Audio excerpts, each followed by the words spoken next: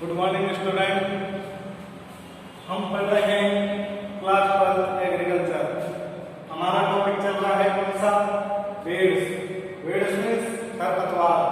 खरपतवारों में next class में हमने थोड़ा सा जाना था कि प्रिंसिपल्स ऑफ वीड कंट्रोल, खरपतवार नियंत्रण के सिद्धांत। उसके बाद हमारा टॉपिक नेक्स्ट स्टार्ट हुआ था उन्नत शस्य विधियों द्वारा खरपतवार नियंत्रण। तो उन्नत शस्य विधियां है, एग्रोनॉमी की जो विधियां हैं उसमें खरपतवारों का कैसे नियंत्रण किया जाए।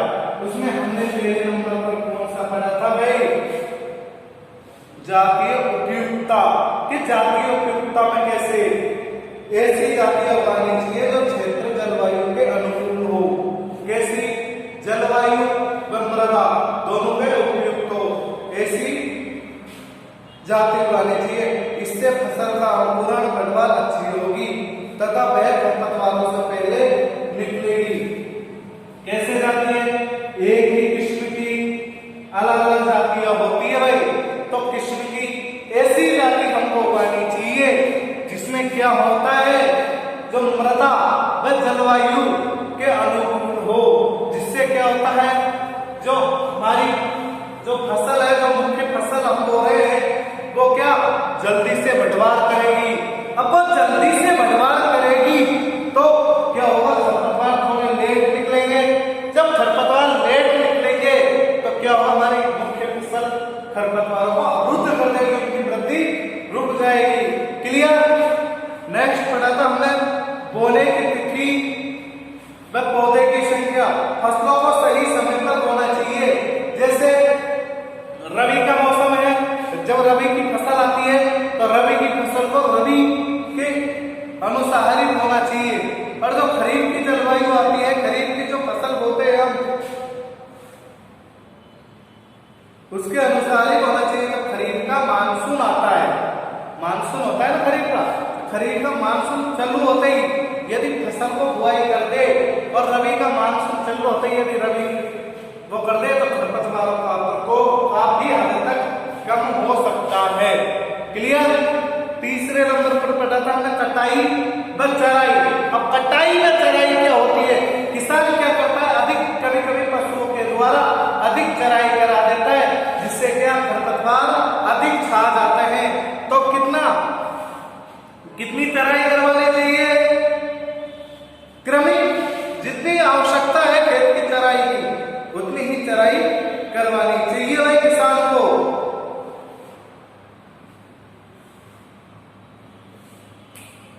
और जो खरपतवारों की अवस्था है चराई लायक, उसमें ही खरपतवारों को चराना चाहिए पशुओं को। क्लियर? अब नेक्स्ट आता है भाई, नेक्स्ट फसल चक्र। कौन से नंबर का? चौथे नंबर का। ठीक है, फसल चक्र। अब ये क्या होता है? फसल चक्र। फसल चक्र, चक्र लग रहा है, क्या लग रहा है? चक्र। फसलों को हेर फेर कर बोना। क्या डेफिनेशन होगी इसकी? फसलों को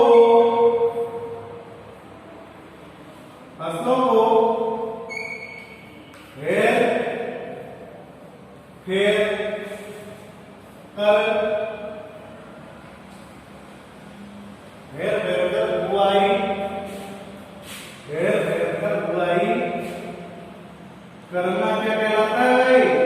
फसल चक्र कहलाता है। फसल चक्र, फसलों को हेर फेर कर बुआई करना क्या कहलाता है? फसल चक्र कहलाता है। दूसरी डेफिनेशन क्या बनेगी फसल चक्र की? फसलों को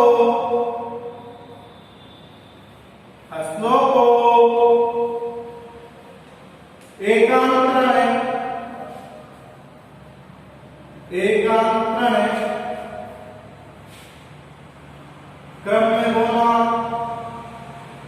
क्रम में बोना क्या कहलाता है? फसल चक्र कहलाता है। देखो पहले क्या करते हैं, पहले हमने गेहूं की खेती कर ली,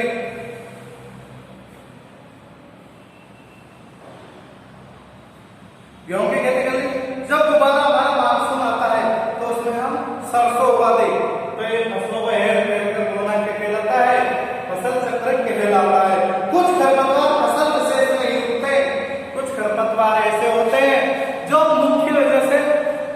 कुछ खरपतवार कैसे होता है, जैसे गेहूं है तो गेहूं के साथ गेहूं सा उगेगा, गेहूं से एक ऐसा खरपतवार है जो गेहूं के साथ ही उगेगा, ना कि अदर फसल के साथ उगता है। और एक सट्टनाशी एक ऐसा खरपतवार है जो सरसों के साथ में उगता है, वो केवल क्या है, सरसों का ही खरपतवार है। कुछ खरपतवार फसल विशेष के होते हैं जो मुख्य फसल के साथ ही फैलते हैं। यदि किसी खेत में लगातार कई फसल ली जाए, जैसे गेहूं है, हर मौसम में हम गेहूं उगा रहे हैं उस खेत में, तो क्या होगा, जो गेहूं सा खरपतवार है वो अधिक छा जाता है। गेहूं सा खरपतवार जो हमारे मुख्य फसल है उससे ज्यादा कौन सा क्या होगा, खरपतवार कौन सा, गेहूं सा। सबसे ज्यादा कौन सा खरपतवार होगा, गेहूं सा। ओके, गेहूं के खेत में, क्लियर। तो इसके लिए क्या करना चाहिए, ऐसे खेतों में क्या फसल चक्र का प्रयोग करना चाहिए। अरे यार, हम हर बार किस किस्म की फसल को बो रहे हैं, हम हर बार क्या बो रहे हैं, गेहूं बो रहे हैं। क्या बो रहे हैं, गेहूं, क्लियर। अब गेहूं हर साल, तो गेहूं में कौन सा खरपतवार होता है, गेहूं सा। कौन सा, गेहूं सा होता है गेहूं में।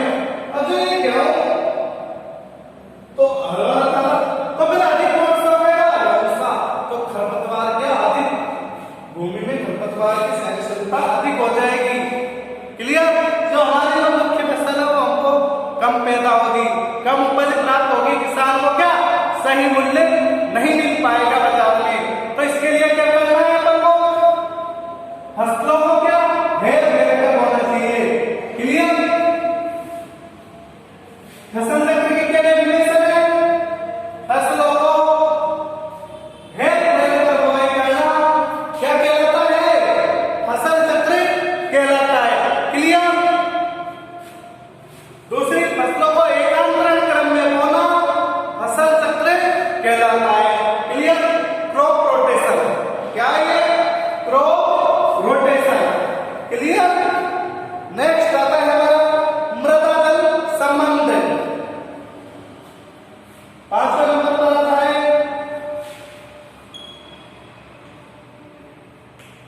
मृदा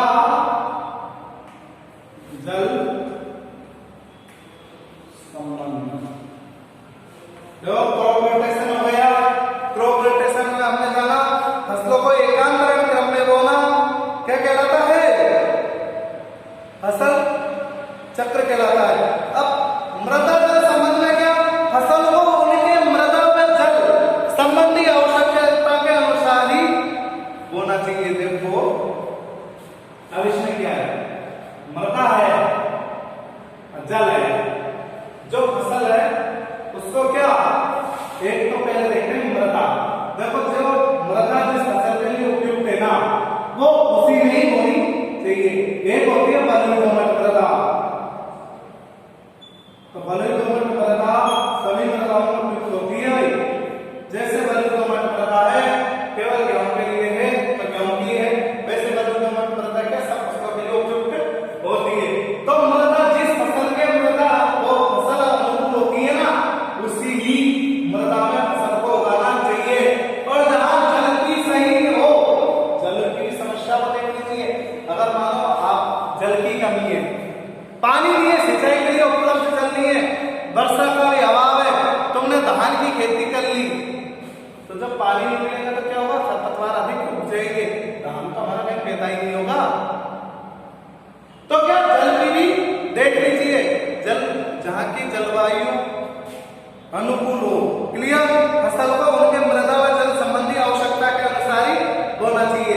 जो मृदा है, मृदा देख लेनी चाहिए। हाँ हमारी जैसे गेहूं के लिए बलुई दोमट मृदा उपयुक्त होती है। हाँ हम गेहूं की खेती कर रहे हैं, आप देखो हम गेहूं की खेती कर रहे हैं। अब हम देख रहे हैं भाई गेहूं के लिए कौन सी मृदा उपयुक्त होती है, या हरे दोमट मृदा उपयुक्त होती है, या कौन सी उपयुक्त होती है। तो आपने क्या, बलुई दोमट मृदा उपयुक्त होती है भाई गेहूं की खेती के लिए। जब गेहूं की खेती के लिए बलुई दोमट मृदा उपयुक्त है, क्लियर। बलुई दोमट मृदा के लिए हमें क्या, जल की भी देखनी पड़ेगी कि हाँ भाई सिंचाई के लिए जल की उपलब्धता है या नहीं है। क्यों फसलों के लिए जल के बिना कुछ भी नहीं हो सकता, फसल पैदा हो ही नहीं सकती।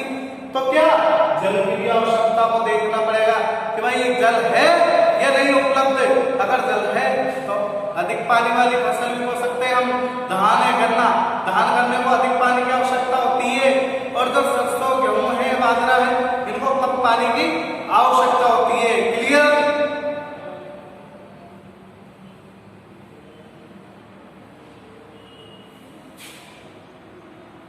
इससे क्या होता है, वह अधिक बोझपूर्ण होती है क्या, मुख्य फसल।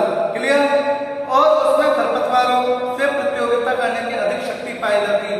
हमने पढ़ा था कि क्या होता है भाई, खरपतवार प्रतियोगिता करते हैं। क्या करते हैं भाई? प्रतियोगिता करते हैं। किससे? जो हमारे मुख्य फसल है ना उससे खरपतवार प्रतियोगिता करते हैं। कैसे करते हैं प्रतियोगिता? कि जो पोषक तत्व है, नमी है, उसको अधिक ग्रहण करते हैं। अगर हम मृदा व जल के अनुकूल हम फसल को उगाते हैं तो उससे क्या, खरपतवारों से प्रतियोगिता करने की क्षमता अधिक पाई जाती है।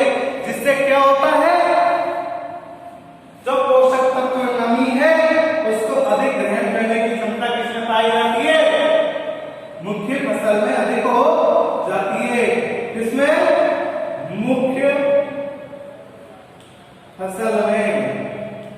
एक लड़के का डाउट था कि सर आप ये बार बार मुख्य फसल बोलते हो, ये क्या होती है? नो, मुख्य फसल क्या होती है मैं आपको क्लियर करता हूं। मैं मुख्य फसल बोलता हूं तो क्या होती है मुख्य फसल? मुख्य फसल वो होती है जिसे हम उगाते हैं। जैसे गेहूं उद्देश्य करके उगा रहे हैं, गेहूं क्या उगा रहे हैं? गेहूं। अब उसमें खरपतवार उग जाते हैं तो हमारे जैसे गेहूं सा उग गया, क्या हो गया? गेहूं सा उग गया। क्लियर? दो घास उग गई, क्या हो गई? दो घास उग गई। गेहूं सा उग गया, दो घास उग गई। तो इसमें से हमारी मुख्य फसल है वो कौन सी है? गेहूं है, जिसको हम उद्देश्य के लिए बोल रहे हैं। किसके लिए? उद्देश्य के लिए। क्लियर? और खरपतवार दो घास हो गए, गेहूं सा हो गए, इनको क्या बोलते हैं? खरपतवार बोलते हैं।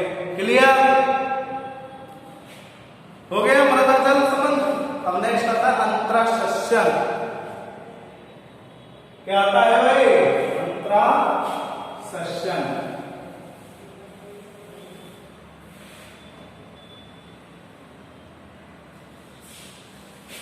छठे नंबर पर आता है अंतराशस्यन।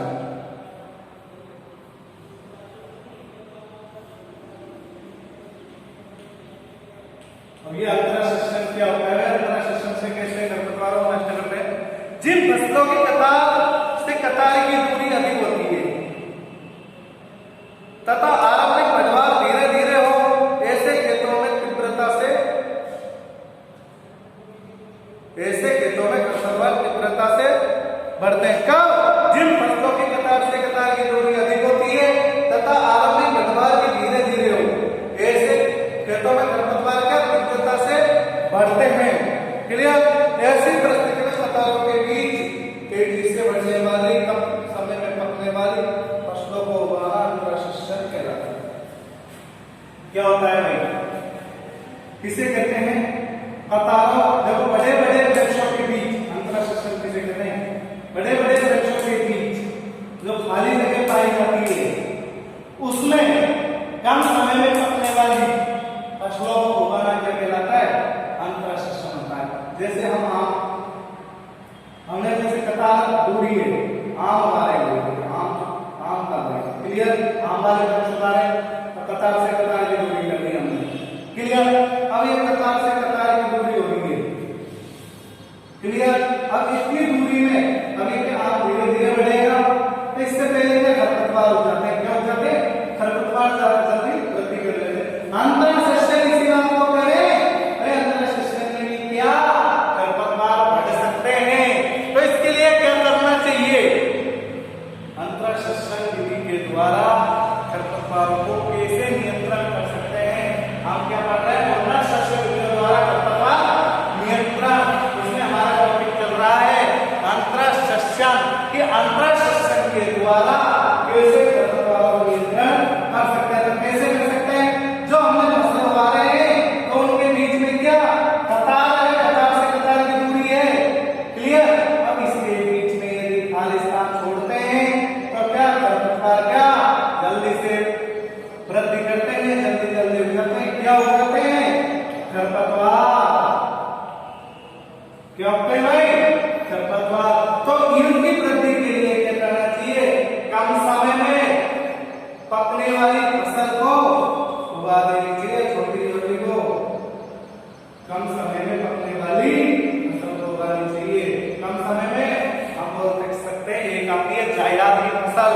क्लियर। जो साग सब्जी वगैरह होती है उनको उगा सकते हैं कब, एक कतारों के बीच में। क्लियर हो गया अंतरा शिष्य। नेक्स्ट आता है मृदा उर्वरकता। नेक्स्ट आता है मृदा उर्वरकता।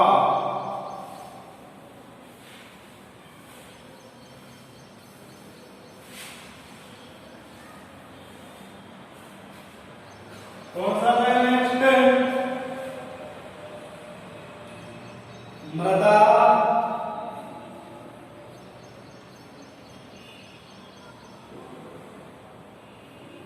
मृदा उर्वरकता। उर्वरकता मृदा उर्वरकता।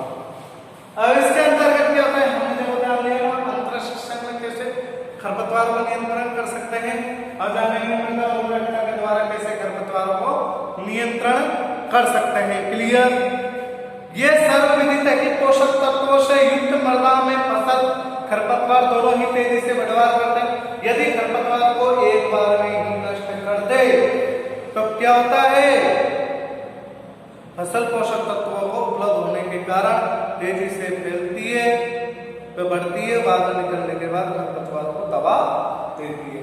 अब देखो मृदा उर्वरकता कैसे, मृदा उर्वरकता से हमने मुख्य फसल उगाई है। क्या उगाई? मुख्य फसल उगाई है। क्लियर। अब जो ये हमने मुख्य फसल उगाई, जो हमने मुख्य फसल उगाई, क्लियर, उसमें क्या हो गए, ये हमारा खेत है भाई। क्लियर।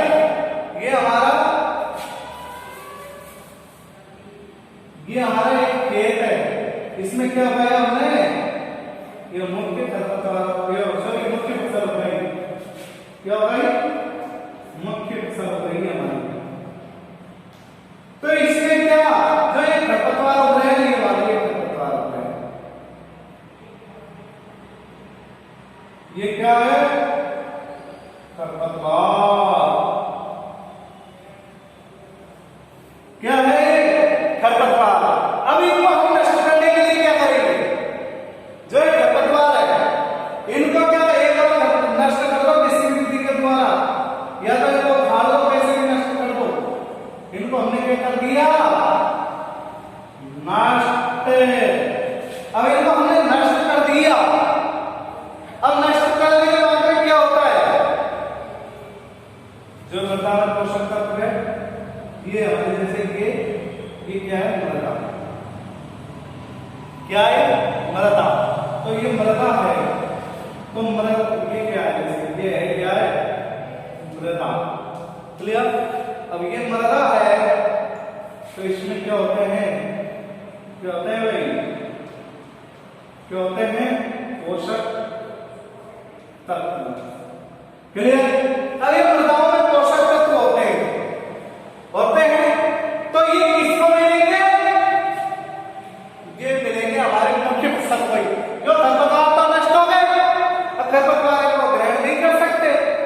जब तक खरपतवार दोबारा ग्रोथ करेंगे, वृद्धि करेंगे, तब तक खरपतवार को कौन ग्रहण कर चुका होगा, हमारी मुख्य फसल, और तेजी से बढ़ जाती है, तेजी से वृद्धि करती है और उत्पादन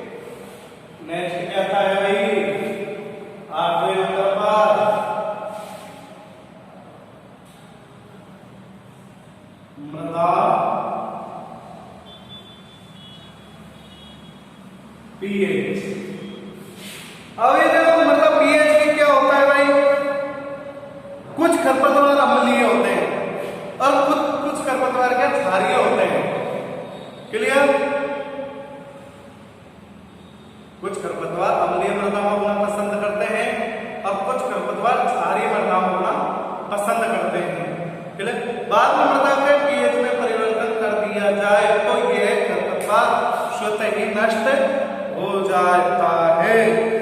क्लियर?